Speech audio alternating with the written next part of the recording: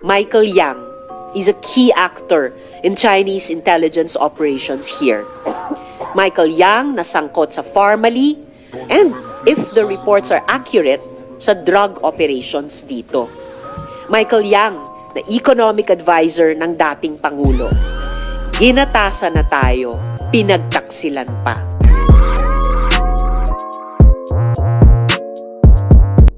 Sa likod ng makulay na fasad ng negosyo at impluwensya, nakatago ang isang madilim na kwento ng koneksyon sa droga, kidnapping at extrajudicial killings. Isang kwento na nag-ugat sa pangalan ni Michael Yang o Yang Hongmin. Kilala bilang malapit na kaalyado ni dating Pangulong Rodrigo Duterte, ang larawan ni Yang bilang isang respetadong negosyante ay nabahira ng mga akusasyon ng ilegal na kalakalan ng droga at proteksyon mula sa pinakamataas na opisyal ng bansa. Siya ay nasangkot din sa Pharmally scandal, isang kontrobersyal na issue kaugnay ng umano'y labis na pagpepresyo sa mga kontrata para sa medical supplies na gagamitin ng pamahalaan sa panahon ng pandemya ng COVID-19. Gaano nga ba kalalim ang pagkakaugat ng kapangyarihan ni Yang sa loob ng sistema?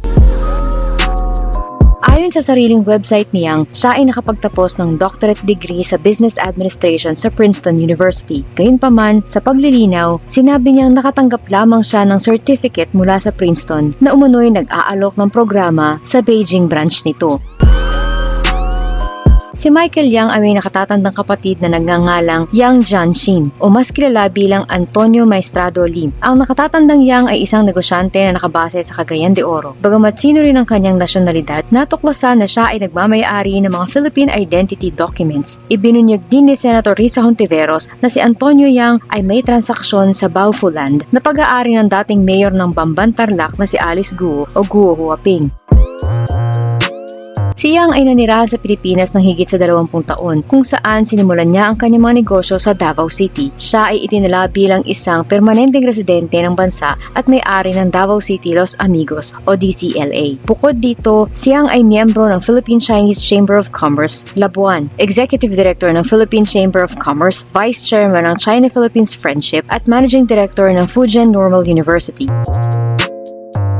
Noong Nobyembre 2015, bago ang halalan sa pagkapangulo ng Pilipinas noong 2016, dinalaw ni Rodrigo Duterte si Yang sa Xiamen. Ang naturang pagbisita ay naitala sa mga social media platform ng China. Makalipas ang isang linggo, formal na inanunsyo ni Duterte ang kanyang kandidatura bilang Pangulo. Sa ilalim ng pamumuno ni Duterte, nagsilbing economic advisor si Yang noong 2018. Bagamat una itong itinanggi ni Duterte dahil sino ang nasyonalidad ni Yang, napatunayan ng mga dokumentong nakuha sa Malacanang Records Office na opisyal siyang itinalaga sa nasabing posisyon. Ayon kay Salvador Panelo, siya ay hinirang dahil sa kanyang tagumpay sa negosyo, koneksyon sa gobyerno ng China at kaalaman sa kulturang Chino. Pinananatili ni Yang ang malapit na ugnayan sa Chinese ambassador na si Zhao Jianhua at miyembro ng delegasyon ng China at Pilipinas. Ngunit itinanggi niya ang pagiging kasapi ng Chinese Communist Party o ang pagkakaroon ng impluwensya sa foreign policy ni Duterte. Sa kabila ng kampanya ni Duterte laban sa iligal na droga, nilinaw ng Pangulo na walang kaugnayan si Yang sa illegal drug trade.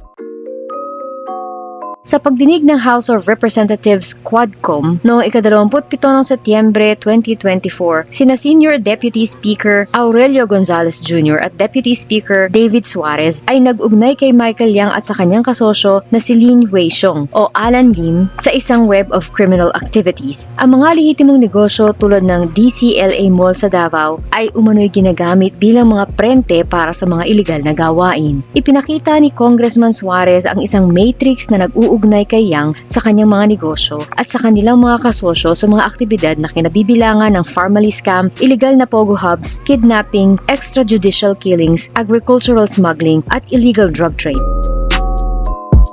Habang naparalisa ng COVID-19 pandemic ang ekonomiya ng Pilipinas, tumugon ang gobyerno sa pamamagitan ng pagre-rebisa ng pambansang budget sa ilalim ng Bayanihan to Heal as One Act. Ang batas na ito na ipinasa ng Kongreso ng Pilipinas noong ika-23 ng Marso 2020 at nilagdaan kinabukasan ay nagbigay ng kapangyarihan kay Pangulong Duterte na muling magtalaga, mag-adjust at mag-reprogram ng halos 275 bilyon o $5.37 billion upang tugunan ang pandemya. pandemya. Ang Pharmally Pharmaceutical Company ay itinatag noong Setyembre 2019 na may paid-up capital na 625,000 pesos lamang. Sa pagdinig ng Senado ng Pilipinas ukol sa Pharmally scandal na pinamunuan ni Senador Richard Gordon noong Setyembre 2021, isiniwalat na si Michael Yang ang naging tagapamagitan sa pagitan ng mga opisyal ng Pharmally at ni Pangulong Duterte. Itinanggi ito ni Yang at pinaliwanag na siya ay nilapitan ng mga opisyal ng Pharmally na sina Lin Weixiong at Mohit Dargani at tumulong upang makipagkita ang mga ito kay Pangulong Duterte sa Davao. Si Dargani ang corporate secretary habang si Lin ang financial manager. Dahil hindi dumalo si Yang sa nasabing pagdinig, ipinag-utos ng Senado ang pag-aresto sa kanya. Kinalaunan, inamin ni Wang Zuyen, Pangulo ng Pharmally, na si Yang ang naging tagapagpautang at tagapaggarantiya ng kanilang kumpanya. Muling itinanggi ni Yang ang paratang na ito.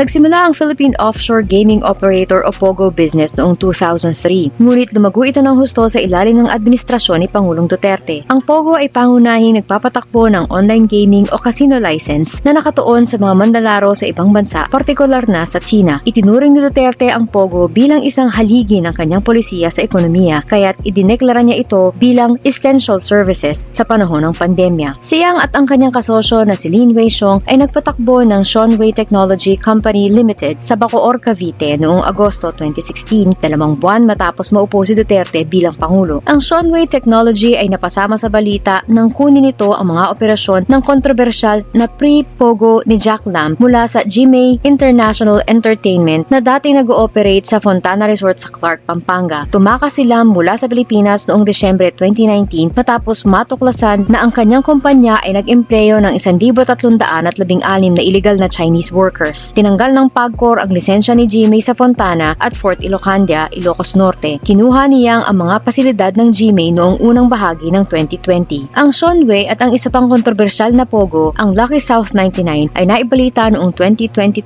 kaugnay ng mga insidente ng kidnapping. Siniyasat ito ng Senado ng Pilipinas at nangako si PAGCOR CEO Alejandro Tenco na ipapatigil ang mga lumalabag sa POGO pati na rin ang paghabol sa mga iligal na operasyon. Sa pagdinig ng Senado noong 2024 sa ilalim ng Committee on Women, Children, Family Relations, and Gender Equality ukol sa POGO Hub sa Bamban, Tarlac na kinasangkutan ni Alice Guo, ipinisinta ng Court of Appeals ang pag-freeze ng bank account ni Yu Zhengkan na pinagsasamahang hawak nila ni Yang Hongjiang, kapatid ni Michael Yang. Si Yu ay isa sa mga tagapagtaguyod ng Hongsheng Gaming Corporation, ang POGO na umuupo sa Baofu Compound na itinatag ni Alice Guo.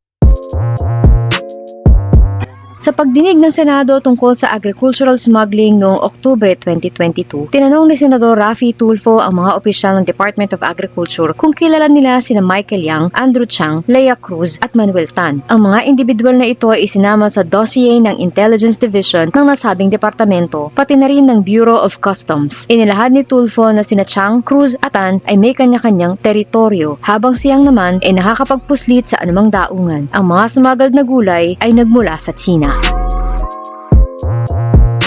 Noong Agosto 2017, isang ulat mula sa Intelligence Division ng Anti-Narcotics ng Pulisya na ginawa ni Colonel Eduardo Asierto ang nagbanggit kay Michael Yang at sa kanyang kasosyo na si Lin Weixiong, kilala rin bilang Alan Lim, bilang mga operator ng laboratorio ng methamphetamine sa Mindanao. Ang methamphetamine ay lokal na kilala bilang shabu. Ang nasabing ulat ay ipinasa sa hepe ng Philippine National Police na si Ronald Bato de la Rosa, Direktor ng Philippine Drug Enforcement Agency na si Aaron Aquino, Deputy Director General Camilo Cascolan, pati na rin kina Senador Richard Gordon, Executive Secretary Salvador Medialdea at dating Special Assistant to the President na si Christopher Bongo. Ayon kay Asierto, isinumitin niya ang ulat na ito upang balaan ang Pangulong Rodrigo Duterte ukol sa kaugnayan nito kay Yang. Sa isang hindi inaasahang pangyayari noong Oktubre 2018, idineklara ni Duterte na walang kasalanan si Yang at tinag si Asierto bilang isa sa mga opisyal ng pulis na sangkot sa iligal na droga. Ikinabit din si Asierto sa 11 bilyong haul ng shabu na nakatago sa mga magnetic lifters na natuklasan sa Manila International Container Port at Cavite. Isa si Asierto sa mga opisyal ng pulis na bahagi ng raid na ito, na siyang pinakamalaking nakumpiskang droga sa kasaysayan ng Pilipinas. Nagtago si Asierto hanggang 2024 matapos maglagay ang Administrasyong Duterte ng 10 milyong pabuya para sa kanyang ulo. Sa kalaunan, tinuro ni Asierto sina Pangulong Duterte, CPNP de la Rosa, Bongo at PIDEA Director Aquino bilang mga tagapagtanggol ni Yang. Noong Nobyembre 2021, isang dating investigador ng pulis sa Davao at umaming miyembro ng Duterte Death Squad o DDS na si Arturo Las Cañas ang nagsumite ng affidavit sa International Criminal Court o ICC. Sa kanyang affidavit, sinabi niya na ang mga negosyanteng inchik na malapit kay dating Mayor Rodrigo Duterte tulad nila Charlie Tan, Sammy Uy at Michael Yang ay sangkot sa pagpupuslit ng droga sa Mindanao. Si Tan ay naunang pinangalanan ni dating Senador Panfilo Lacson bilang bahagi ng Davao Group, kasama ang anak ng Pangulo at Kongresista na si Paulo Pulong Duterte. Ayon kay Lacson, malakas ang impluwensya ng Davao Group sa Bureau of Customs. Pinabulaanan ito ni Paulo Duterte, ngunit inamin niyang si Charlie Tan ay isa niyang kasamahang manginginom. Dagdag pa rito, isiniwalat ni Las Cañas sa kanyang affidavit na sina dating PNP Chief De La Rosa at PDEA Director Wilkins Villanueva ay mga tagapagtaguyod ng ilegal na kalakalan ng droga. Itinanggi niyang ang mga paratang na ito habang sinabi ni PDEA Chief Villanueva sa sumunod na pagdinig sa Senado na kung sangkot siyang sa ilegal na droga, matagal na siyang patay. Si Attorney Raymond Fortun, abogado niyang, ay nagsabing walang katotohanan ang mga paratang ni Las Cañas. Ang 146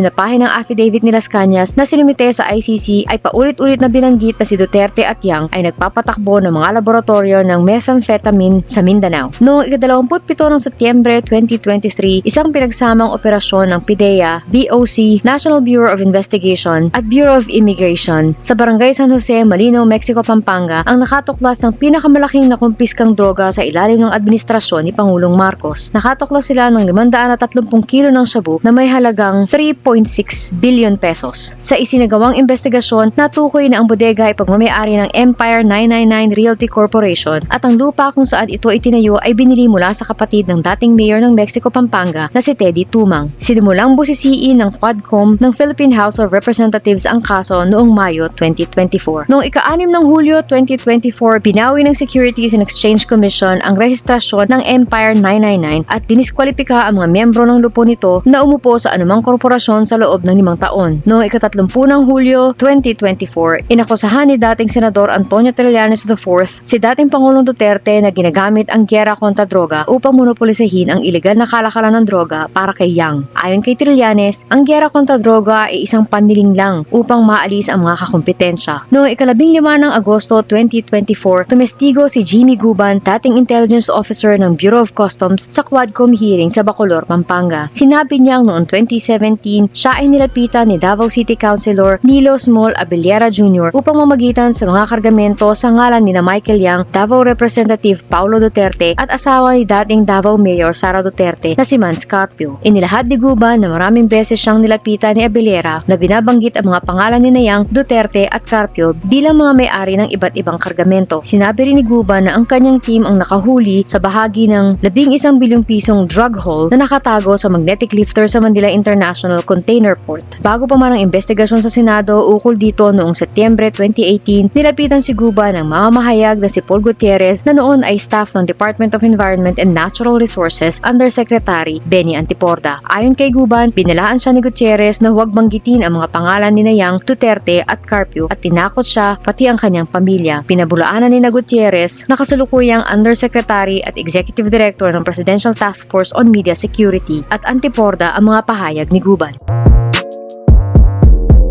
Ayon sa salaysay ni Arturo Las Cañas sa International Criminal Court, ang mga pagpatay na isinasagawa ng Davao Death Squad o DDS na pinupondohan ng Estado ay nakatuon sa mga individual na posibleng magbunyag ng koneksyon ni Michael Yang sa kalakalan ng droga at kung paano siya binigyan ng proteksyon ni Rodrigo Duterte. Ayon kay Las Cañas, ang DDS ay pinamunuan ni na Police Captain Royina Garma at Edilberto Leonardo at ang pondo para sa operasyon nito ay nagmumula sa Peace and Order at Intelligence Budget ng lungsod. Ang nasabing budget ay direktang pinamamahalaan ng Special Assistant ni Mayor Duterte na si Bongo na ayon kay Las Cañas ay nagkaroon din ng sariling death squad. Dagdag pa rito, sinabi ni Las Cañas na si Michael Yang at ang kanyang kasosyo na si Sammy Uy ay nagbigay ng karagdagang pondo para sa DDS. Isiniwalat din ni Las Cañas na personal na iniutos sa kanya ni Mayor Duterte ang pagdukot kay Philip Lam sa harap mismo ni Michael Yang kapalit ang halagang 350,000 pesos. Si Philip Lam ay isang karibal sa negosyo ni Yang. Matapos ang insidente, tinawag ni Duterte si Lam na isang drug lord sa Mindanao Mindanao sa kanyang lingguhang TV broadcast na Talk to the People. Noong 15 ng Setyembre 2022, tinukoy ng Philippine National Police Anti-Kidnapping Force ang 3